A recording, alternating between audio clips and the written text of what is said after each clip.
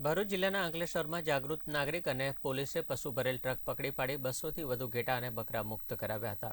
અંકલેશ્વરના જાગૃત નાગરિકને માહિતી મળી હતી કે ભરૂચ ટોલનાકા પાસેથી પશુઓ ભરેલ ટ્રક અંકલેશ્વર તરફ આવી રહ્યો છે। જેવી બાતમીના આધારે જાગૃત નાગરિક અને પોલીસે પશુ ભરેલ ટ્રક પકડી પાડી 200થી વધુ ઘેટા અને બકરા મુક્ત કરાવ્યા હતા।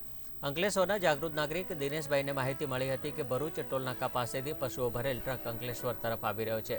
એવી બાતમીના આધારે જાગૃત નાગરિક અને બી પોલીસે રાજપીપળા ચોકડી વિસ્તારમાં વોચ ગોઠવી અને બાતમીવાળી ટ્રક આવતા તેને અટકાવી તપાસ કરતા તેમાંથી 239 જેટલા ઘેટા અને બકરા મળી આવ્યા હતા।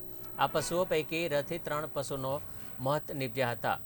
આ અંગે પોલીસે ટ્રક ચાલક પાસેથી પશુઓની હેરફેર અંગેના આધાર પુરાવા માંગ્યા હતા, જો કે તે મળી આવ્યા ન હતા। પોલીસે તમામ પશુઓ મુક્ત કરાવી ટ્રક ચાલક સહિત 4 લોકો સામે કાયદેસરની કાર્યવાહી હાથ ધરી છે।